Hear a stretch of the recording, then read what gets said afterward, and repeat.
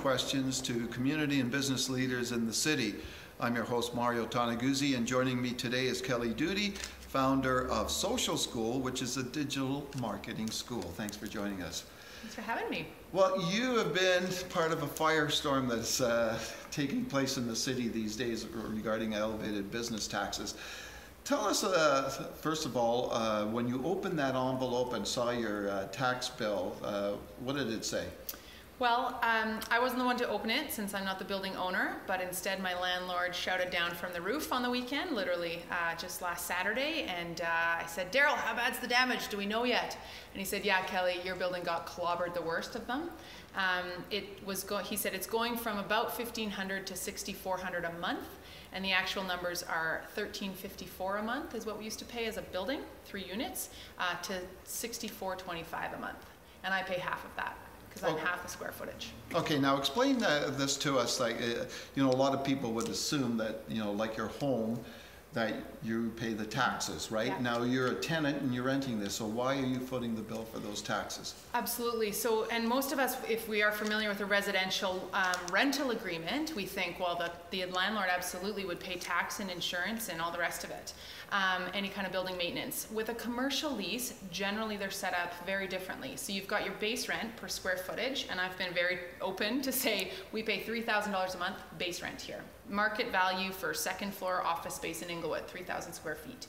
Our ops costs, additional rent it's often called, our above and beyond costs cover things like the landlord's property tax, usually 100% of it, but it depends on your agreement. For us it's 100%, plus his building insurance, plus any kind of maintenance. So if our toilet goes, we're responsible.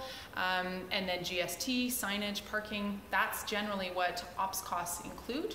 And that's called triple net zero leasing, where essentially the landlord can't be out, but he's got his own issues to worry about. So. Mm-hmm. So tell me a little bit about your response to this. Obviously, you've taken to social media and other channels, but how has the city responded to what you've been asking them? Well, I mean, it's a tough one because I still feel really caught off guard, to be honest, Mario. I went home that day shell-shocked, and I thought, this can't be real. This cannot be real that I'm going to suddenly pay $2,700 more a month, and that I'm going to pay $3,000 rent, $3,200 property tax, plus the cost of running my business. My salaries, my profit share with staff, their benefits, the tax, all the things that we're doing to build community, build jobs, give back, really, we don't take very much. Compared to my family life, like my home, the amount of services my family uses, that's very skewed compared to what my business uses. We don't even get garbage pickup. So what I think the city is responding with is certainly what they're, I think most of us can see as a bit of a Band-Aid. They are talking about trying to find a long-term solution, but the problem, I think, for most of us, in fact, I know, is that they are also claim to have been talking about this for years, for decades. It's like, are you joking me? So we're saying, as business owners, our house is on fire. We don't have more time for talk. We don't have more time for knowledge translation to the layperson. We don't have more time for articles to be written. Like, this should have been fixed, and at least that's being admitted to, I think. But even the proposal, like Monday morning, this is gonna go to council and in an emergency meeting, and they're proposing a 10% reduction. For anyone like us that has seen their tax bill rise 347%, or their building assessment go up 174%. Don't get me started on how there's a 200% differential there. That's not really gonna work. And beyond that, it simply doesn't really solve anything. If we have a 10% rebate, we're still absolutely overpaying, and it doesn't help us next year or the year after. So what do you guys do as businesses? Like, what can you do? I mean, the short answer is you lay off staff, you shut down, you close your doors. There are so many thousands of businesses right now that are having to do that.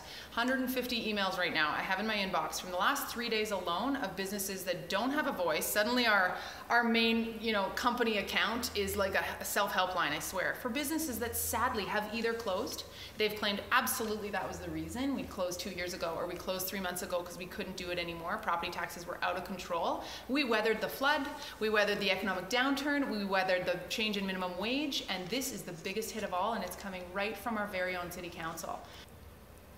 Thanks very much, Kelly, for joining us today. That was 5 questions with Calgary's Business. I'm your host, Mario Toneguzzi. Thanks for joining us today.